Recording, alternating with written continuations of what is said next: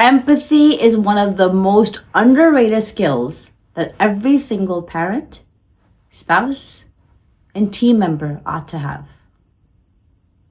Let's dive in, shall we? Empathy is that key skill that allows you to see someone else's life through their lens, not our lens. What do I mean when I say that? When we can actually see and understand what somebody else is going through away from our own narratives, it changes the lens completely as to how we practice presence, understanding, and even compassion.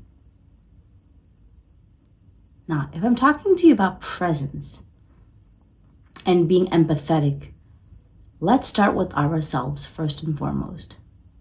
You know who's your toughest critic in the world? You, me. We are our toughest critics in the world. We hardly ever give ourselves a pass to forget compassion. Most of the chatter in our minds, this is proven by research, 90% of what we think about every single day, everything that you think about every day, 90% of it is negative. We as human beings have about 80,000 thoughts a day, and most of them are reoccurring. The saddest part is 90% are negative. So where is your compassion? How are you going to apply empathy to yourself? No, it sounds like a bizarre idea, but stay with me. I'm going to help you figure this out, okay? Empathy. To tell yourself, you know what? I'm going to give myself grace. I'm going to give myself kindness. I'm going to let myself say it's okay to fail. All of that is wrapped up in compassion, our ability to be kind to ourselves. The second topic of discussion I want to dive with you in is about understanding. When your child is having a tantrum, I've got 3 teenagers in the house. That's right, 3. Most of the time, our house is operating from a place of peace. But every day I get doses. And you can relate. Your kid doesn't have to be a teenager to know that they're going to have mood swings. They're going to say things in a disrespectful way. They're not going to listen to you. They're going to want to be on their technology and their devices more than you want them to. Okay. How do we bring empathy into the equation and actually understand them? The simplest way of doing this is to know that you were once there too. You were once there where your parents would ask you to do things, expect things of you, and you didn't do it. Sometimes it's as simple as asking them to understand what is going on. Ask them. Hey, I had asked you to help me offload the dishwasher. It hasn't been done. What's going on? Oh, I had a lot of homework and I'm still trying to catch up with it.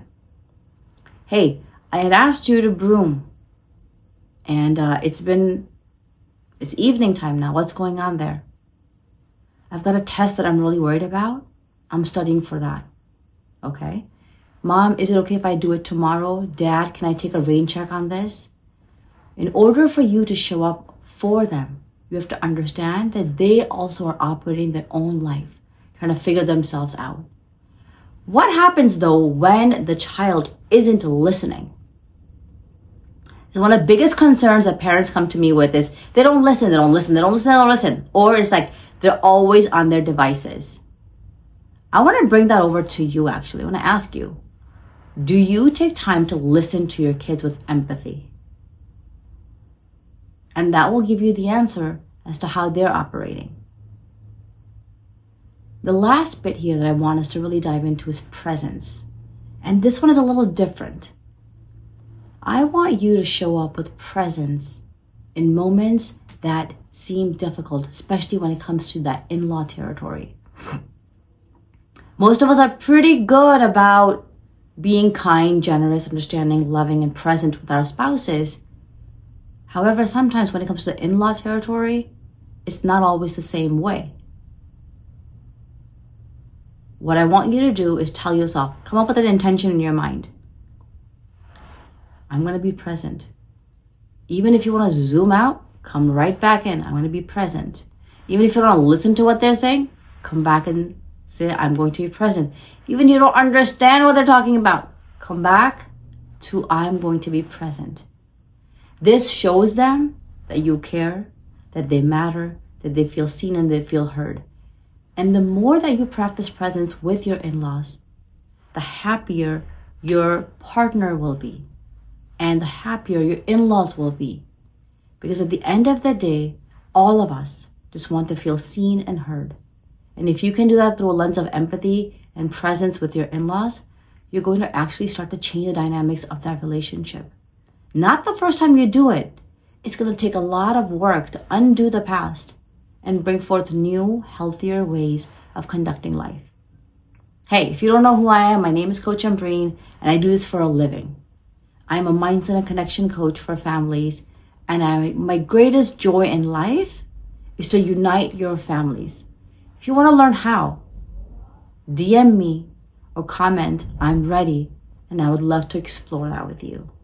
Until next time, sending you a ton of energy and a whole lot of goodness.